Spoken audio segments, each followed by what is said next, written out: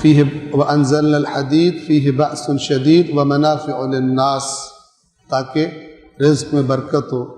لوہے کی دکان ہے تو اس کے اندر یہ لکھا ہوا، لیکن اللہ نے زیادہ زور اگلی بات پہ دیا کہ یہ کیوں کیا، لوہا کیوں نازل کیا۔ دیکھیے بہت خوبصورت ہے اور مربوط ہیں قرآن کی باتیں آپس میں۔ اللہ سے بہتر کون کلام کرے گا اور کون بیان کرے گا۔ پہلے حصے میں انبیاء کے بھیجنے کا مقصد بتایا، اور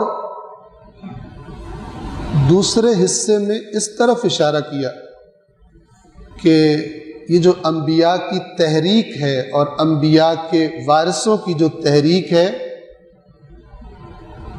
یہ بعض اوقات جب ضرورت پڑ جائے تو پھر اگرچہ عام حالات میں ان سے زیادہ نرم دل کوئی نہیں ہوتا، عام حالات میں اللہ کے خاص بندوں سے زیادہ رحم کرنے والا کوئی نہیں ہوتا، اللہ کے خاص بندوں سے بڑھ کر اپنے دشمنوں کو معاف کر دینے والا کوئی نہیں ہوتا، لیکن کبھی کبھی ایسا وقت بھی آتا ہے کہ ان تحریکوں کو جنگ لڑنے کی ضرورت پڑ جاتی ہے۔ رحمت للعالمین سے بڑھ کر اللہ کے بعد کوئی رحمت والا نہیں ہے، لیکن کتنی جنگوں میں سالار لشکر تھے رسول اللہ، اور قرآن مجید کی آپ آیات پڑھیں تو دشمنوں کو کیسے مارنا ہے، کہاں وار کرنا ہے، یہ بھی اللہ خود بتا رہا ہے۔ یعنی جہاں نرم دلی اور معاف کرنے کی اور احسان کرنے کی تعلیم دی ہے قرآن نے، وہیں پر جب وقت آ جاتا ہے انسان پر جنگ کا، دشمن طاقتور ہے، ظالم ہے، ہٹ دھرم ہے، نہیں مان رہا، تجاوز سے باز نہیں آتا، اب وہاں پہ اسلام یہ نہیں کہتا کہ بھیگی بلی بن کے گھر میں بیٹھ جاؤ اور وہاں پہ بد دعائیں دو اس کو، وہاں پہ قرآن کی فلان صورت پڑھ کر اور ادھر پھونکے مارو وہ خود ہی جل کے بھسم ہو جائے گا، یہ نہیں کہتا قرآن۔ قرآن کہتا ہے نکلو۔ سورہ توبہ میں فرماتا ہے یا ایھا الذین آمنوا ما لکم، کن سے کہا جا رہا ہے؟ رسول اللہ کے ساتھیوں سے جو ایمان لا چکے ہیں، مدینہ میں ہیں، رسول اللہ بھی موجود ہیں، رسول اللہ غزوہ تبوک کے لیے دعوت دے رہے ہیں جہاد کی، لوگ نہیں نکل رہے، سستی کر رہے ہیں۔ اللہ تعالیٰ نہیں کہتا کوئی بات نہیں، تم جنگ پہ نہ جاؤ، یہاں بیٹھ کر اتنے 1000 رکعت نماز پڑھو، دشمن خود ہی بھاگ جائے گا، نہیں کہتا۔ کیا کہتا ہے ان کو؟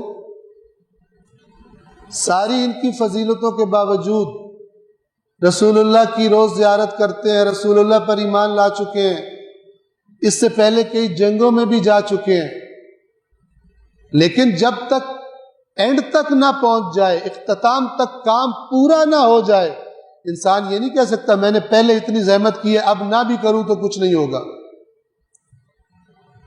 رسول اللہ کا جنگوں میں ساتھ دینے والا مولا علی کے زمانے میں کہے میں نے رسول اللہ کے ساتھ اتنی جنگیں کی ہیں، علی کا ساتھ نہ بھی دوں تو کچھ نہیں ہوگا، یہ قرآن قبول نہیں کرتا، یہ اللہ قبول نہیں کرتا۔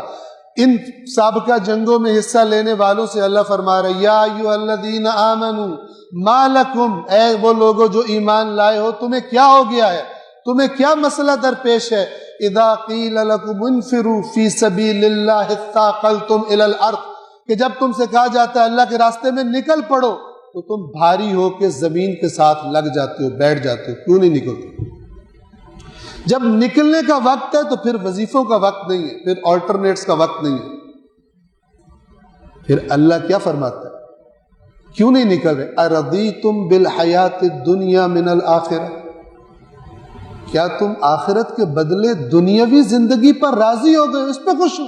آخرت ملے گی رسول کے ساتھ جانے میں، جہاد کرنے میں، جب وہ ٹائم آ گیا ہے اب تم بیٹھے رہو گے، اس کا مطلب ہے خراب ہو گئے، اندر خرابی ہو گئی، دنیا زیادہ پیاری لگنے لگی ہے اللہ کے راستے میں جہاد سے۔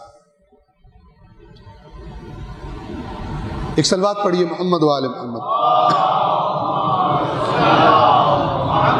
تو انبیاء کی تحریکوں کو جہاد کی ضرورت جب پڑتی ہے وہاں پر جہاد ضروری ہو جاتا ہے، جب میدان میں نکلنا ہو، جب سڑکوں پہ نکلنا ہو وہاں پر نکلنا ضروری ہو جاتا ہے۔ وہاں پر بہانے بنانے والے اگر اس زمانے میں ہوتے تو تو اس زمانے میں بھی کوئی نہ کوئی بہانہ بنا کر، اور جیسے میں نے کل عرض کیا تھا، ٹیلے پہ چڑھ کر امام حسین کے لیے دعائیں مانگ کر اپنے گھر میں بیٹھ جاتے، لیکن یہ دعائیں اس حادثے کو ہونے سے نہ روک سکی۔ یہ دعائیں، جو دعا بغیر عمل کے ہو، بغیر اپنی ڈیوٹی کو انجام دیے جو دعائیں مانگی جائے، اللہ تعالیٰ ان دعاؤں کو قبول نہیں فرماتا۔ میرے مولا علی علیہ السلام کا فرمان ہے،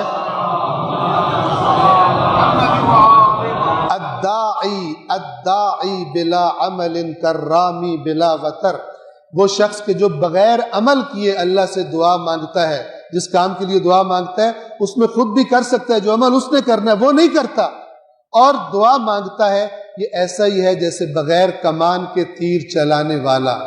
اور آپ کو پتہ ہے بغیر کمان کے تیر نہیں چلا کرتے، نشانے پر نہیں پہنچا کرتے۔ ایک مرتبہ پھر صلوات پڑھیں محمد وعلیہ۔